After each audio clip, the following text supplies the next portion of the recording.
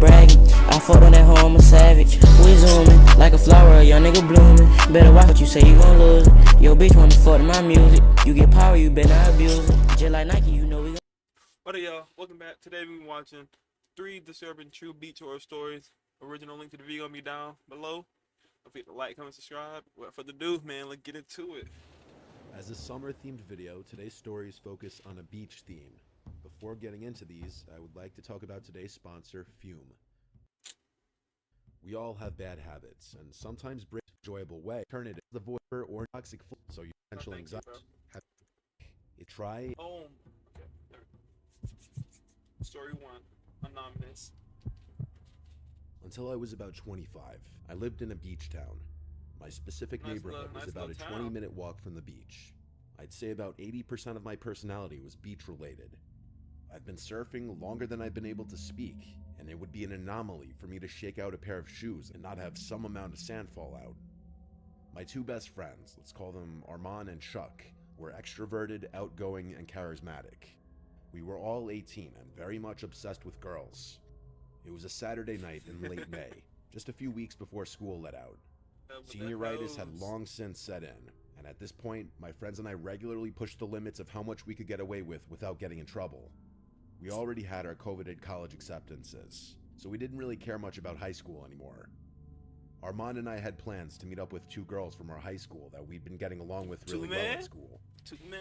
The plan was to pick the 2 of them up in the evening and enjoy a cool, breezy night on the beach. We had blankets and a few bottles of wine, the perfect combinations for stargazing on the beach. I don't condone drinking and driving to any capacity, but I was just a stupid kid. I arrived at Sophia's house just after 9. Her and Fran sort of walk-danced to the car. It was clear that they had a little something to drink beforehand. Armand and I exchanged some excited grins. It was going to be a fun night. I took a scenic route to a scenic beach. It was about a 30-minute drive.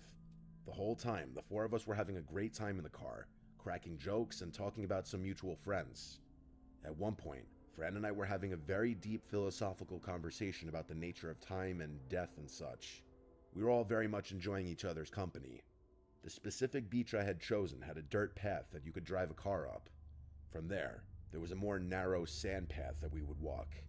The path was actually pretty steep, but I had picked it because we were less likely to encounter any other people at such a secluded spot. Furthermore, this beach was further away from the main boardwalk, so the sky would be clearer for stargazing. I thought of everything. I parked my car as far up the dirt road as possible, and the 4 of us hopped out. Armand and I carried the blankets and wine. Fast forward through the boring stuff. After a few hours and an empty bottle, Armand and I found ourselves separating. He and Fran walked up the beach, and Sophia and I walked in the opposite direction. After being separated by a decent amount of distance and darkness, I threw my blanket down, and we drunkenly fell asleep on top of it. Before anything happened, Sophia tensed up. At first, I thought it was something that I had done, but then she whispered something. "Do you hear that?" I focused my attention and strained my ears, trying to hear something other than the gentle crashing of ocean waves. I assumed she was just drunk, but then, to my surprise, I did hear something. It sounded almost like a whirring, like the sound a small engine would make. The sound seemed to be moving around. I couldn't pin down where it was even coming from. Then it seemed to fade away into nothingness. "It's nothing," I assured her, eager to resume what we had been doing. And that's what we did. Soon after, I fished my shirt from the sand and shook it out before throwing it over my head. Just then, Sophia, who was still lying on the blanket, shrieked.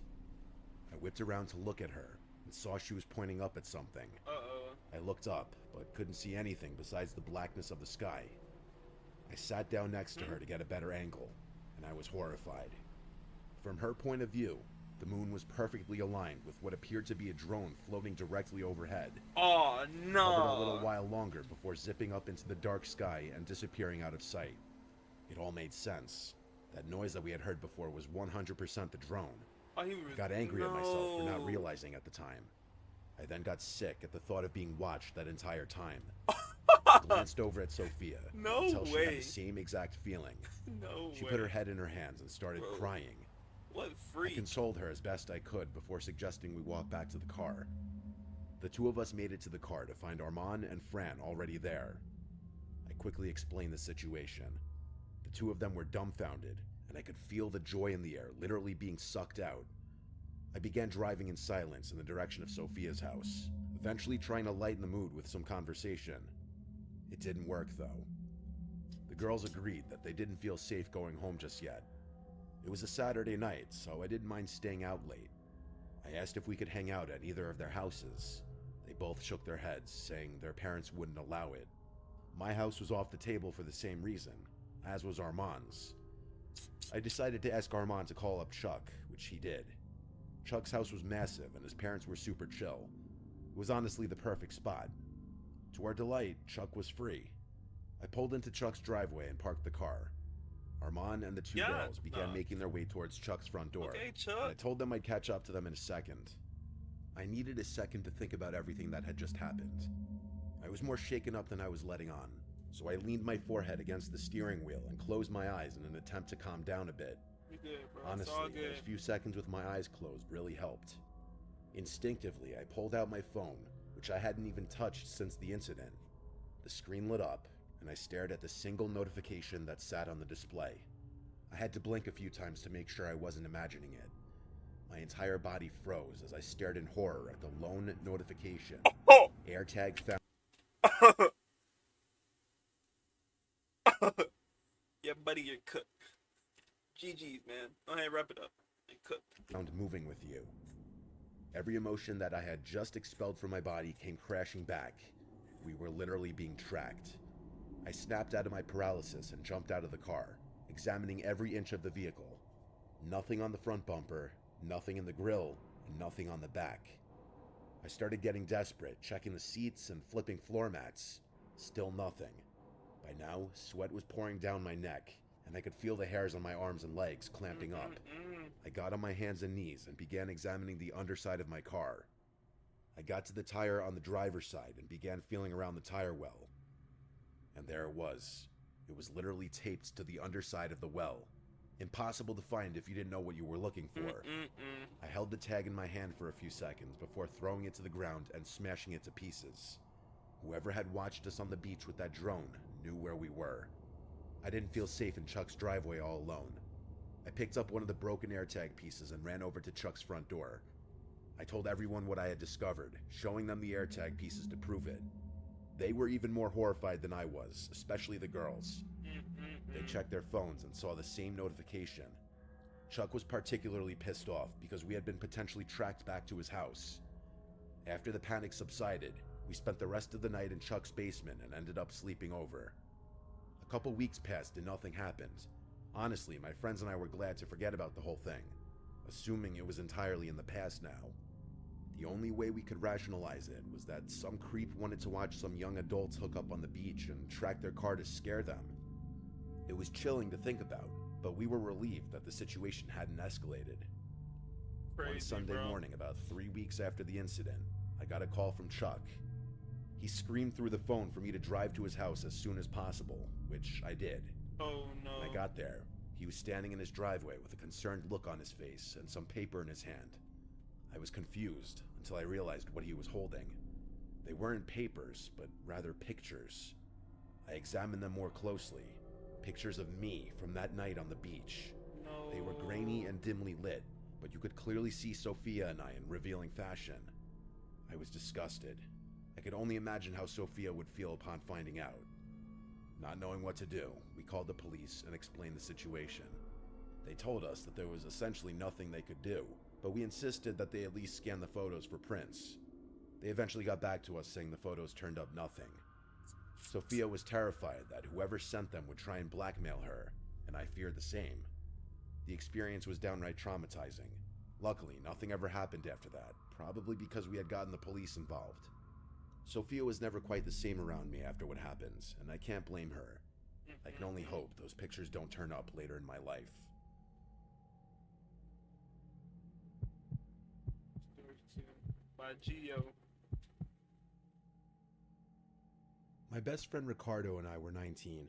At the risk of sounding pretentious, the two of us come from well-off North Jersey families and get to enjoy our summers down the Jersey Shore. Okay. My house is in Living Belmar, the New life, Jersey, huh? and his is in La Valette. It was a random summer night during the week. Hey, And Granny, Ricardo was run it. driving the two of us from my house in Belmar down to La Valette, about an hour drive. To be completely honest, I preferred hanging out in Ricardo's house, not only because it was a little nicer, but because the general vibe of La Valette is more geared towards kids our age. If we weren't scouring the area for a party, we could enjoy some drinks on one of the many private beaches we technically weren't supposed to be on. I could go on and on about things to do down the shore, but for the sake of brevity, I'll try my best to get to the point. As we were driving down, we agreed that we'd opt for a quieter night. No partying, links, or anything that we might normally do. The two of us agreed to snag a few beers, roll a joint, and chill on one of the private beaches under the stars. Honestly, it sounded great. The two of us had been going pretty hard with some of our other friends. A break from partying was much needed. To anyone unfamiliar with the layout of La Valette, there's a beach side and a bay side.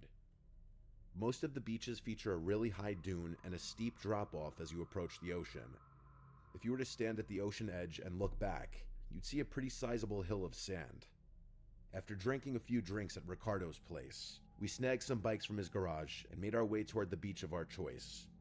For whatever reason, Ricardo insisted on journeying further than I'd ever been, which I didn't quite understand since all the beaches were basically the same. I really didn't mind a longer bike ride though, so I just went with it. Eventually, Ricardo decided on a desolate-looking beach at the end of the road with no cars parked on it. Every house on the street had its lights off. I actually preferred this. This was back when weed was illegal in New Jersey, and we weren't too keen on getting caught. Plus, we did have some drinks with us despite the fact that we were only 19. We hid our bikes under some shrubs. Then we made our way toward the beach. The two of us lit our J and smoked under the stars, the only sound being the light waves of the ocean and the accompanying wind. The beach stretched on endlessly in both directions, and the sand felt cool underneath our feet. The two of us got progressively drunker while we filled the air with laughter and conversation. Eventually, we just laid back in the sand, watching a sky full of stars in hopes of witnessing a shooting star. That's when we heard it. I heard it first. It was almost undetectable. The sound was like a metallic buzzing, sort of like the sound you'd hear in a massive gymnasium with large overhead lights. I really can't describe the sound any better. It was a faint metallic buzz that couldn't possibly be anything caused by the beach. I sat up and stared at Ricardo, and I could tell the moment he started to hear it too. The two of us whipped our heads in every direction, looking into the darkness for the source of the drone.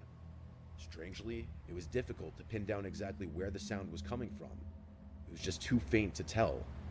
We were beginning to get freaked out, but were too terrified to move. We assumed that whatever was making that noise would go away, and we wouldn't have to worry about it. There was literally no way we could be seen from our spot on that beach. It was way too dark, and the sound of the ocean definitely drowned out any sounds we had been making. I know it doesn't exactly sound scary, but I'd be lying if I said my heart wasn't pounding out of my chest. The drone continued on, and after another few minutes, Ricardo gestured for me to follow him. I nodded my head in agreement. Leaving was definitely the best option. Just like a scene from a movie, the exact second the two of us stood up, the droning went from a 1 to a 5. It took every ounce of self-control I had to resist the urge to yell in fear. It wasn't a gradual shift. The sound literally increased in a split second, and it was definitely coming from our right. I felt the hairs on my neck stand up, and a wave of fear washed over me, tensing my body from head to toe. We stared into the darkness and still didn't see anything. But now the drone sounded so close to us that we instinctively started running toward the sand dune. I didn't even know what we were running from. All I knew was that something was seriously wrong and there was someone or something after us. As we were about halfway to the dune, I felt Ricardo place a firm hand on my shoulder, abruptly stopping me from continuing to run. At first, I was confused, but then I saw what his gaze was fixated on. I glanced up toward the dune and saw it. There was a dark figure standing motionlessly at the peak of the dune. Its arms were freakishly long, almost reaching its knees. It was ridiculously tall, and I was shocked at how it managed to stand so still. It was truly terrifying. Ricardo shouted at me, breaking my gaze from the figure, and we continued running, this time parallel to the beach. We ran to the next dune entrance and sprinted up the slope. As we made our way to the peak, we looked back at where we had just came from. I can still remember the terrifying sight that followed. Not only was the dark figure still on the dune, but there were maybe 3 or 4 more standing motionless on the slope. My God! Each one looked like they were facing us. We didn't have time to go back for our bikes, instead opting to run the entire way home. The next morning, we retraced our steps, but couldn't for the lives of us find those bikes. Maybe they had been stolen, or maybe whoever or whatever was stalking us the night before had something to do with it. Either way, I've never experienced anything scarier on a beach and still have trouble explaining most of these events. The weirdest thing for me is I was never able They just get robbed for their bikes, bro. It's scared of nothing. They just get robbed for their bikes, bro. to determine what the buzzing drone was, and to this day, have not heard anything even remotely close to it. Buzzing? I thought you said drone. I don't know. I'm fried. You get more fried at the speed. Beaches have always terrified me. Well, not always. My fear is a direct result of what I'm about to tell you. As a kid, I used to love the shore. I remember spending many summers in eager anticipation of the weekend when my family and I would hang out at our beach house. Or, if I was lucky, they'd let me spend it at my friend Charles' beach house, which was even more fun. I was 16, and this was one of those special summer weekends. Me, Charles, and our third friend Riley were going to spend a few unsupervised days at Charles' beach house in LBI. Riley was a year older than Charles and I, and had recently gotten his license, so we'd be driving down in his car. The drive down was fantastic. Riley was a pretty uncoordinated driver at the time, so most of the ride was spent laughing at him swerving and cursing the road. It was great. We got down to LBI in good time and immediately moved all of our stuff from the car to the rooms we'd be staying in. The layout of the house is important to the story, so I'll briefly mention it. There's a front door, a garage door which connects the back to the front yard, a back sliding door, and a back upstairs deck that connects the upstairs bedrooms. There's also a spiral staircase that allows you to go directly from the back deck to the ground, so you can enter and exit the house from upstairs. The house sits along a lagoon, meaning the back end of the house faces a narrow channel of water, with houses on the opposite side. We were at that ripe age where chasing girls was a priority, and a nice beach house all to ourselves was the perfect occasion. We spent a few hours figuring out which girls were down the shore at the time and talked to them on Snapchat. Finally, we found a group of 3 cute girls that said they'd be down to come kick back at Charles' house. I had more than enough weed to last us the weekend, and we had snagged a few bottles of our parents' alcohol before leaving. It was perfect. Things were going very well. The 3 girls, Rosie, Alexa, and Sophie, were fun and flirty, and the 3 of us could tell where the night would probably end up. At one point, the 6 That boy done got them into a little 3-man, huh? Them boy got the saw, got the drain, them up and get lit on the little 3-man. of us decided to smoke in Charles' backyard pool. It was small, but it was perfect for 6 drunk kids. Oh yeah, what about? I remember the sight vividly. The gentle bay breeze blowing through my hair, the steam from the heated water rising slowly with the puffs of smoke from the joint. At our age, this was bliss. But then suddenly, Charles turned the music all the way down and stared over my shoulder into the darkness of the lagoon. Confused, I turned around, peering into the darkness. I could roughly make out the houses on the other side of the lagoon, but I wasn't quite sure what Charles was looking at. One of the girls asked Charles why he turned the music down, and he whispered that he saw someone standing on the dock opposite the house. I figured he was messing with us, so I started laughing. "Who cares, bro? People literally live here," I said. Charles shook his head. "I know that family personally. My parents said they're in Florida for the week." In all honesty, I still thought it wasn't a big deal or he was just messing around, so I kept chuckling. The girls were a little freaked out, though, and said they wanted to go back inside. I wasn't going to argue, so the 6 of us started making our way out of the pool. As we were drying off in the yard, Riley jumped and cursed, looking towards the lagoon. The rest of us turned, and even though the light was dim, I could definitely see what looked like movement coming from the opposite dock. Oh, no. The 6 of us froze in place, trying to get a better glimpse of what we were looking at. I'm Just dipping. then, a passing car on the road across from us lit up the scene ever so slightly, and the sight was horrifying. There were 4 tall silhouettes standing at the edge of the dock, facing us. It was impossible to tell what they were wearing or what they looked like, but there was no doubt they were facing our direction.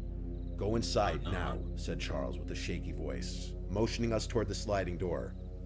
As we rushed inside, I heard a distinct sound that remains the most terrifying noise I'd ever heard. 4 consecutive splashes rang out from behind us.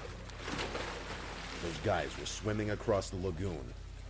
We were in full-on panic mode at that point. No The way, girls the boys screamed hopped while in the Riley lagoon slammed to the come sliding get 'em. door shut and locked it. Charles quickly ran to the front to lock that door too, and the 6 of us ran to the room that wasn't visible from the outside. We waited in silence, horrified at what we might hear next. A few minutes passed, still nothing. Out of nowhere, Riley cursed, revealing to us that he had forgotten to lock the sliding door on the deck. Charles started to panic, Bro, so knowing that this house was about to be broken into. You're telling me this man didn't lock the most important door? The most important door? Just then, we heard soft, quieted footsteps above us, and that was the last straw. None of us had any weapons on hand, and we were all intoxicated, so running was really our only option. The 6 of us sprinted for the front door and bolted to the car, which Riley started up in a flash. The chaos of it all was too much for Riley to handle, and he destroyed Charles' mailbox on the way out of the driveway. Once we were far enough away, we called the police. The ordeal was a nightmare. We went back to the house once police had searched it, but the news was shattering. All of the valuables on the top floor were missing, but that wasn't the worst part. Charles' family owned a medium-sized Boston whaler boat, which was also stolen, most likely as the getaway vehicle. Oh, no, Charles' father tended to keep a spare set of keys inside a small hatch below the steering wheel, which the police concluded was how the culprits got away so quickly. How they knew where the key was hidden is something I still wonder. The police were never able to arrest the perpetrators, and likely never will. Charles, Riley, and I think whoever robbed the house might have been someone who knew Charles' family, and they knew where the key was, and the house was supposed to be vacant that weekend as well. It's been a long time since this chilling event took place, but I haven't let one day pass without locking every door and window in my home. Do yourself a favor and lock your doors at night. Facts. Alright, well, there it is, man. Don't forget to like, comment, subscribe. Appreciate y'all. See y'all in the next one.